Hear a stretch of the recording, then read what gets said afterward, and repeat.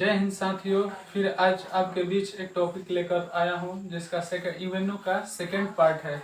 इससे पहले यूएनओ का प्रथम पार्ट पढ़ा दिया है, अब आइए सेकंड पार्ट में जानते हैं इसके बारे में। ठीक है, तो यूएनओ का 6 भाग होता है। जैसे हम लोग का शरीर हो गया, तो शरीर विभिन्न अंगों के मिलने से एक शरीर बना है। उसी तरह यूएनओ उसके 6 अंग होते हैं। 6 अंग मिलने पर एक यूएनओ का निर्माण होता है। ठीक है, आइए देखते हैं। यूएनओ के कितने अंग हैं? 6। पहला कौन है? महासभा। दूसरा कौन है? प्रन्यास परिषद। तीसरा कौन है? सचिवालय। चौथा कौन है? अंतर्राष्ट्रीय न्यायालय। पांचवा कौन है? सामाजिक आर्थिक परिषद। छठा कौन है? सुरक्षा परिषद। ठीक है, पहला कौन है? महासभा। दूसरा कौन है? प्रन्यास परिषद। तीसरा कौन है? सचिवालय। चौथा कौन है? अंतर्राष्ट्रीय न्यायालय। पांचवा कौन है? सामाजिक और आर्थिक परिषद। छठा कौन है? सुरक्षा परिषद। अब प्रत्येक को जानते हैं अच्छा से, डिटेल से इसके बारे में। आइए, पहला आते हैं महासभा। तो महासभा जिस तरह हर देश का संसद होता है, उसी तरह यूएनओ का संसद कौन है? महासभा। महासभा में कुल सदस्यों की संख्या कितना है? 193। कितना है? 193। इसलिए इसे विश्व का लघु संसद कहा जाता है। इसलिए इसे क्या बोला जाता है? विश्व का लघु संसद कहा जाता है। जो 193 सदस्य हैं, यह क्या है? देश है। ठीक है, हर देश का प्रतिनिधि, इसमें एक देश से 5 प्रतिनिधि जाते हैं, लेकिन जब वोट देना होता है तो एक ही देगा। ठीक है, उसका एक ही वोट गिनती होगा। ठीक है, इसके अध्यक्ष का कार्यकाल, सभा के अध्यक्ष का कार्यकाल कितना होता है? तो 1 साल। कितना होता है? 1 साल। महासभा का अध्यक्ष का कार्यकाल कितना होता है? 1 साल। अब क्वेश्चन पूछता है कि बताइए महासभा के प्रथम महिला के अध्यक्ष कौन थे? ठीक है, तो विजय लक्ष्मी पंडित। कौन थी? विजय लक्ष्मी पंडित। विजय लक्ष्मी पंडित का संबंध भारत से है और यह पंडित जवाहरलाल नेहरू की क्या है? सिस्टर है। क्या है? बहन। प्रथम महिला अध्यक्ष बनी किसका? महासभा का। किसका बनी? महासभा का। अब आइए, वर्तमान में जो महासभा का सत्र चल रहेगा कौन? 77वां सत्र। कौन चलेगा? 77वां सत्र। तो पूछ देता है डायरेक्ट, अभी बीपीएससी में पूछा था कि 76वें सत्र के अध्यक्ष कौन थे? तो अब्दुल्ला शाहिद थे। लेकिन अब कौन सा सत्र चलेगा? 77वां। तो पूछेगा 77वें सत्र के लिए इसका अध्यक्ष किसे चुना गया है? तो कसाबा कारोसी। किसको चुना गया है? कसाबा कारोसी को चुना गया है। ठीक है, अब आते हैं प्रन्यास परिषद। देखिए, प्रन्यास परिषद का ज्यादा कोई काम नहीं है। जैसे बोले ना कि किसी भी संगठन को चलाने के लिए क्या चाहिए? पैसा। तो उसी तरह यूएनओ को चलाने के लिए पैसा चाहिए, तो उसका इकट्ठा कौन करेगा? ट्रस्ट का निर्माण कौन करता है? प्रन्यास परिषद। इसका कार्य क्या है? सिर्फ पैसा जुटाना। ठीक है, अब आइए, दूसरा तो हो गया। अब तीसरे पे सचिवालय। ठीक है, देखिए, कोई भी सरकार चलता है तो उसका एक सचिवालय होता है। कोई भी होगा तो उसका एक सचिवालय, जहाँ क्या रखते हैं, जो उसका जितना कागज होता है कहाँ रखा जाता है? सचिवालय में। जितना उसका कागज रहेगा कहाँ रहेगा? सचिवालय में। तो उसी तरह होता है सचिवालय किसका? यूएनओ का। इसका हेड कौन होता है? तो महासचिव। इसका कार्यकाल कितना होता है? तो 5 साल। ठीक है, इसके प्रथम महासचिव कौन बनाए गए थे? तो त्रिगवेली। कौन? नॉर्वे के रहने वाले थे जो त्रिगवेली प्रथम इसके अध्यक्ष महासचिव बनाया गया था। ठीक है, अब पूछेगा कि वर्तमान में इसका महासचिव कौन है? वर्तमान महासचिव कौन है? Antonio Guterres. कौन है? Antonio Guterres. कहाँ का है? पुर्तगाल के। इसका कार्य क्या? ये सब जो अगर बताइए, जो मान लीजिए कि महासचिव बनाना है, किसका का महासचिव बनाना है, तो वह कौन बनेगा? तो मुख्य प्रशासनिक अधिकारी जो होते हैं, आईएएस ऑफिसर होते हैं, वहीं इसका क्या बनते हैं? महासचिव बनते हैं। ठीक है, अब आइए आगे आते हैं किस पे? अब अंतर्राष्ट्रीय न्यायालय। देखिए, अंतर्राष्ट्रीय यूएनओ का एक अंग है अंतर्राष्ट्रीय न्यायालय, जिसमें कितने जज होते हैं? 15 का कार्यकाल। एक जज का कार्यकाल कितना होता है? 9 साल। एक जज का कार्यकाल कितना होता है? 9 साल। अब देखिए, अब जितना पूछ देगा यूएनओ का, सिर्फ क्या अंतर्राष्ट्रीय न्यायालय को छोड़कर बाकी जिसका पूछेगा तो उसका हेडक्वार्टर कहाँ मारेंगे? न्यूयॉर्क। लेकिन यहाँ पे याद रखिएगा, अंतर्राष्ट्रीय न्यायालय का मुख्यालय पूछेगा तो कहाँ मारना है? नीदरलैंड। नीदरलैंड के द हेग। नीदरलैंड की राजधानी द हेग में इसका मुख्यालय है। ठीक है, अब पूछेगा कि एक न्यायाधीश का कार्यकाल, जज का कार्यकाल कितना होता है? 9 साल। कितना होता है? 9 साल। अभी वर्तमान में दलबीर भंडारी क्या है? अंतर्राष्ट्रीय न्यायालय के जज हैं, जिनका कार्यकाल स्टार्ट हुआ था 2012 से और समाप्त होगा 2027 में। यह दूसरे कार्यकाल के लिए चुने गए हैं। ठीक है, अब आइए नेक्स्ट। अब पूछेगा कि भारत के प्रथम न्यायाधीश, मतलब अंतर्राष्ट्रीय न्यायालय में भारत के प्रथम न्यायाधीश कौन बने थे? तो कौन बने थे? बेनेगल रामाराव। कौन बने थे? बेनेगल रामाराव लगता है, ठीक है। तो कैसे घुमाएगा? यही पूछेगा क्या कि अंतर्राष्ट्रीय न्यायालय का प्रथम मुख्य न्यायाधीश कौन थे, ठीक है। अंतर्राष्ट्रीय न्यायालय का प्रथम भारतीय मुख्य न्यायाधीश कौन बने थे? अंतर्राष्ट्रीय न्यायालय का प्रथम भारतीय मुख्य न्यायाधीश कौन बने थे? तो यहाँ पे देखिए कौन मारेंगे? नागेंद्र सिंह। कौन मारेंगे? नागेंद्र सिंह, ठीक है। पूछेगा कि भारत के प्रथम न्यायाधीश कौन बने अंतर्राष्ट्रीय न्यायालय में? तो बेनेगल रामाराव।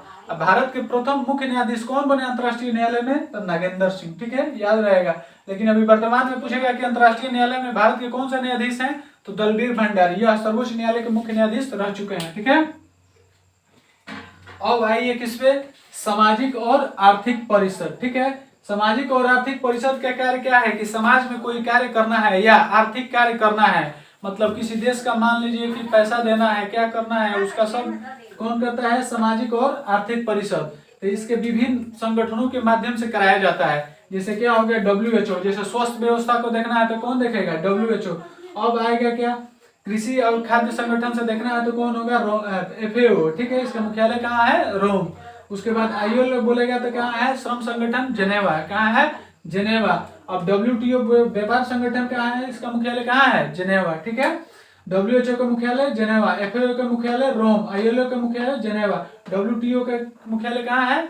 जेनेवा। इस सब का कार्य क्या है? मतलब प्रत्येक देश को क्या सुविधा पहुंचाना, क्या होता है? सुविधा पहुंचाने का कार्य ये लोग करते हैं। जैसे WTO, मतलब व्यापार में किसी को प्रॉब्लम नहीं हो तो किसके पास जाइएगा? WTO के पास, ठीक है। श्रम लेबर से संबंधित अगर प्रॉब्लम होगा तो किसके पास जाइएगा? ILO के पास जाइएगा। अगर कृषि से संबंधित है तो FAO के पास जाइएगा। स्वास्थ्य से संबंधित है, जैसे कोरोना हुआ तो कौन उसका जिम्मेदार होगा? WHO, ठीक है। अब आइए नेक्स्ट आते हैं किस पे? सुरक्षा परिषद। यह सबसे महत्वपूर्ण अंग है इसका। कौन? सुरक्षा परिषद। इसे दुनिया का पुलिसमैन कहा जाता है। क्यों? क्योंकि यह क्या करता है? पूरे विश्व अंतर्राष्ट्रीय शांति बनाए रखने का जिम्मेदारी किसके पास होता है? तो सुरक्षा परिषद के पास होता है। इसे दुनिया का पुलिसमैन भी कहा जाता है। क्यों? क्योंकि प्रत्येक देश की सेना किसमें? सुरक्षा परिषद में शामिल होती है, ठीक है। यह एक महत्वपूर्ण अंग है, ठीक है।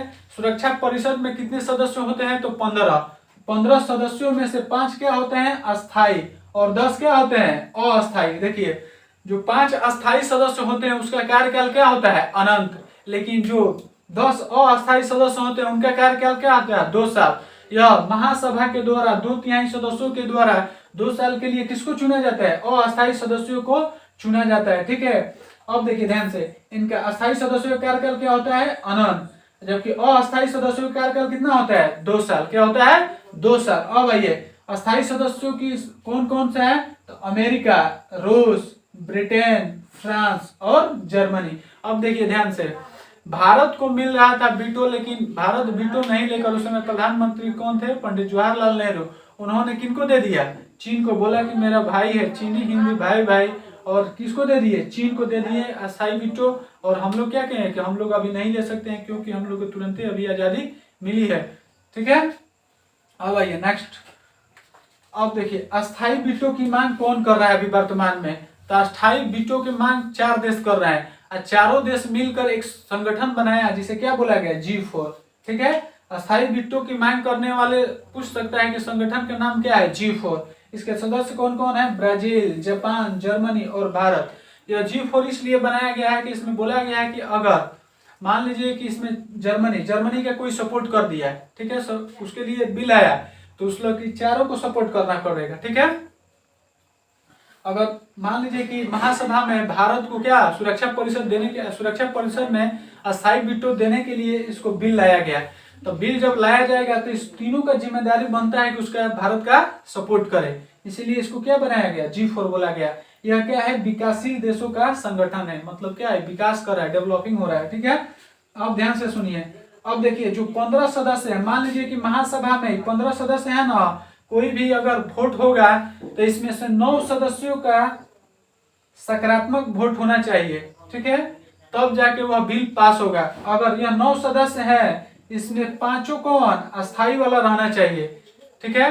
अस्थाई वाला सदस्य जो देश है, वीटो पावर वाला है, वह पांचों का सकारात्मक होना चाहिए तभी बिल पास होगा। ठीक है, तभी क्या होगा, बिल पास होगा। अगर मान लीजिए कि इसमें मन नहीं है, जैसे चाइना का मन नहीं है कि बिल नहीं पास होगा, तो वह अपना वीटो प्रयोग कर सकता है। ठीक है, उसमें नकारात्मक वोट दे देगा, जैसे ही नकारात्मक वोट दिया तो पूरा बिल खत्म हो जाएगा, खारिज हो गया। ठीक है, अभी वर्तमान में जो चल रहा था क्या, रूस और यूक्रेन का युद्ध चल रहा था, जिसमें क्या हुआ कि बिल तो महासभा में आया, लेकिन रूस के पास क्या है, वीटो पावर है। वह वीटो पावर का प्रयोग करके नकारात्मक मत दे दिया और महासभा में उसका बिल जो आया था खारिज हो गया, खत्म हो गया। ठीक है, मतलब इसमें 15 सदस्य में 9 सदस्यों का सकारात्मक मत होना चाहिए, लेकिन 9 सदस्यों में पांचों वीटो का सहमति है। ठीक है, होना चाहिए। अगर मान लीजिए कि यही अगर चाइना का, मान लीजिए कोई भारत के सपोर्ट में कोई बिल आया, अगर चाइना का उसका मन नहीं है विरोध करने का, तो वह क्या कर सकता है, अनुपस्थित रह सकता है। अगर अनुपस्थित रह गया